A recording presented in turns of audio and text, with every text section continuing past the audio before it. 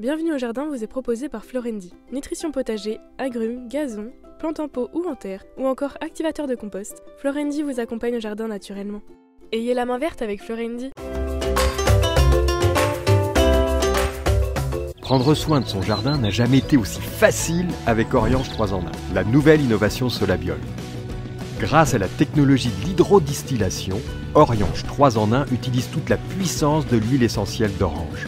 Sa formulation permet de combattre efficacement les insectes, les acariens et les maladies en neutralisant leurs cellules. Oriange 3 en 1, c'est le geste simple pour prendre soin de son jardin. Insectes, acariens et maladies, un seul produit et c'est fini.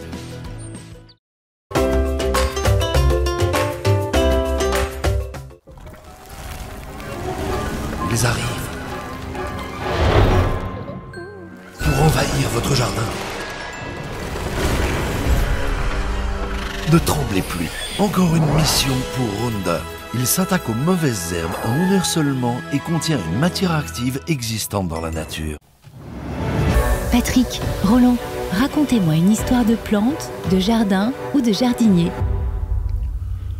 J'adore vraiment profondément la plante dont nous allons parler maintenant et je pense que vous êtes extrêmement nombreux à avoir le même avis sur ce végétal qui est merveilleux et qui est plein de symboles que l'on va essayer de voir. Je veux parler de la passiflore. On tombe amoureux de la fleur, ça, c'est obligatoire. Nous sommes dans un genre simple à se rappeler qui s'appelle Passiflora, créé par... Eh ben, le Carl, Oui. Cacarl, on l'appelle entre nous. Ah bon, non, Monsieur Carl von Linné. 530 espèces dans le genre, donc il y a beaucoup de diversité. Plante qui a donné son nom à sa famille, Passifloracées. On connaît très très mal les autres Passifloracées, peut-être éventuellement Adenia, peut-être éventuellement Turnera pour certains d'entre vous. Je vous en mettrai une petite photo juste pour vous donner envie de les découvrir, mais sinon, ce sont des plantes qui sont très méconnues parce qu'elles sont tropicales. Ce sont des lianes qui sont assez importantes pour la plupart, feuillage persistant, feuillage extrêmement variable d'une espèce à l'autre, qui permet parfois au feuillage de reconnaître l'espèce, dont certains sont aussi, comme Passiflora coriacea par exemple, très décoratif au niveau de son feuillage, qui est comme des grandes ailes, un petit peu marbrées, c'est vraiment très très beau. Essentiellement du végétal sud-américain. Quelques rares asiatiques. Il semblerait qu'il y en ait une de Madagascar. J'ai essayé par tous les moyens de savoir quelle était cette espèce d'origine malgache, j'ai pas trouvé. Si vous le savez, n'hésitez pas à nous le dire, ça me fera plaisir au moins d'apprendre quelque chose que j'avais envie de savoir et que j'ai pas trouvé. Ces passiflores sont appréciés pour leurs fleurs. Bon, je disais le feuillage pour certaines, mais essentiellement leurs fleurs. Fleurs très étonnantes dont on va essayer de comprendre la forme. Pourquoi d'ailleurs on a appelé ça la fleur de la passion. Défaut quand même, fleurs éphémères. Ça dure quoi ? Une journée et demie maximum. Et puis, on apprécie les passiflores, pourquoi ? Toi en premier. Les fruits de la passion. Bah tiens. Ah oui. Ah, il est en train de dormir là. Ah non, j'étais encore amoureux de la fleur, je dis une journée pour avoir les fruits, c'est vrai que c'est court. Les passiflores sont pour beaucoup ce qu'on appelle entomophiles, c'est-à-dire qu'elles sont fécondées, pollinisées par des insectes. Et il y a même une histoire assez étonnante avec ça, c'est que vous avez une coévolution qui s'est faite avec certains papillons, notamment Agrolis valinale, qui est le papillon passion, d'ailleurs, papillon associé à la fleur de la passion, très beau, orangé, Amérique centrale, et il va se nourrir à l'état adulte du nectar des fleurs, de plusieurs espèces, incarnata, très joli incarnata rouge, lutea. Quelle couleur, lutea ? Bleu. Non, jaune, toujours. Oh, j'étais pas loin. Et Passiflora foetida. En même temps, donc, il les pollinise, et il pond, lui, exclusivement sur les feuilles de ces espèces qui servent à nourrir les chenilles. Donc, c'est des plantes et des insectes qui sont totalement interdépendants. Vous avez des passiflores qui sont là pour charmer les oiseaux. Capsularis, rubra, sanguinolenta, perfoliata, par exemple, sont pollinisés par des colibris. Ah, c'est les tout petits, ça, oui, mais c'est pas chez nous, hein. Mais non, je dis que ce sont des plantes d'Amérique tropicale. Je le savais. Ces colibris viennent aspirer le nectar. Ils sont en vol stationnaire, mais ils sont parfois obligés de s'approcher quand même pas mal. Et ils vont frotter le long des anthères. Ils vont avoir quelques grains de pollen sur les plumes. Et puis, ils vont donc aller de fleur en fleur. Par exemple, le colibri de Rivoli féconde essentiellement la passiflore jaune. Mais il y a mieux que ça, une interdépendance avec certaines espèces par rapport à la longueur du bec et à la taille de la fleur.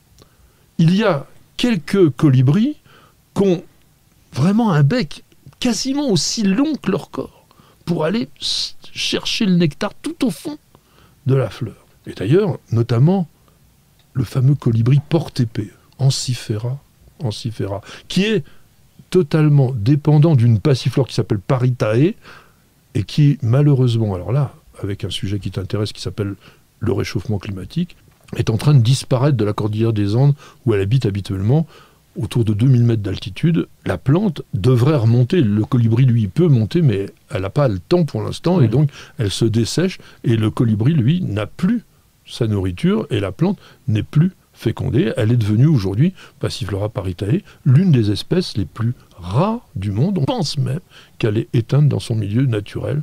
Heureusement, les jardiniers sont là, ils l'ont préservée en culture. Oui, c'est quand même important. Les passiflores peuvent aussi être associés avec des chauves-souris. Certaines espèces ont à la fois une floraison qui s'épanouit en fin de journée et la nuit, et elles vont sentir mauvais. Il y a la Passiflora mucronata, par exemple, qui est visitée par une chauve-souris qu'on appelle le glossophage de Pallas, et qui est une souris frugivore, et donc qui est attirée par cette odeur de décomposition quand le fruit est très très mûr. Il y a plein d'associations comme ça. Le colibri à tête noire avec la Passiflora penduliflora, il y a la chauve-souris à longue langue aussi. Alors, il a fallu qu'au fil des millénaires, il y ait une grande langue pour aller chercher le nectar. On va aller maintenant raconter quand même cette histoire de fleur de la passion, parce que qui est-ce qui a donné ce nom de fleur de la passion? Oui, parce que je ne vois pas le rapport en fait. Eh bien, c'est les missionnaires qui accompagnaient les conquistadors espagnols qui ont découvert la plante. Et ils ont tout de suite pensé aux instruments de la passion du Christ. Quand vous regardez une fleur de passiflore, vous avez toujours autour de la fleur, vraiment qui entoure le centre, des filaments qui forment comme une sorte de couronne. Et on a vu quoi? La couronne d'épines. Oh, allez donc les gars, ça a de l'imagination. Hein. Mais il faut regarder, parce que c'est assez étonnant. Comme tu dis, ils ont eu de l'imagination, mais c'était quand même bien observé. Quand on regarde les trois styles du pistil, ils ont une forme de clou. Vraiment, on a l'impression d'avoir la tête du clou et puis cette partie pointue. Le clou qui a perforé les mains lors de la crucifixion. Ça, c'est un petit peu plus compliqué de voir dans l'ovaire la forme du marteau qui a planté les clous. Les feuilles de certaines espèces sont terminées par trois pointes, comme la lance qui a percé le flanc de Jésus. Il y a les vrilles, qui sont le fouet avec lequel il avait été flagellé. Oui. Et puis, il y a les 5 étamines qui rappellent les 5 plaies qu'il avait sur le corps au moment de son décès. Et puis, pour finir encore, dans la même histoire, il y a 10 pétales et sépales au niveau de la fleur. Et ça fait les 10 apôtres. Ah oui, moi j'avais appris 12, mais bon, après, c'est peut-être un peu planté. Mais parce que il n'y avait pas Judas qui avait trahi, et il n'y avait pas saint Thomas qui avait douté. Ah oui. Ils les ont exclus. Oui, tout ça, évidemment, il fallait être jésuite pour pouvoir avoir cette idée-là. Mais quand on regarde, c'est quand même assez intéressant, et c'est franchement très extraordinaire de regarder la structure, l'architecture de cette fleur. On terminera avec un petit mot quand même de l'usage médicinal de la plante, parce que depuis très longtemps, elle avait été considérée comme étant importante au niveau nerveux, au niveau aussi gastro-intestinal, et on a fait des études qui montrent aujourd'hui qu'il y a des flavonoïdes, des alcaloïdes aussi, un peu sédatifs. Alors attention, il y a certaines passiflores qu'il ne faudrait pas fumer parce que ça pourrait être un petit peu gênant. C'est calmant et ça peut être un extrait de passiflore, un bon traitement contre l'anxiété. J'espère qu'après toute cette émission, vous ne serez plus anxieux, que vous aurez passé un bon moment avec nous. En tous les cas, c'est comme ça qu'on va terminer. On vous dit à la semaine prochaine et bienvenue au jardin.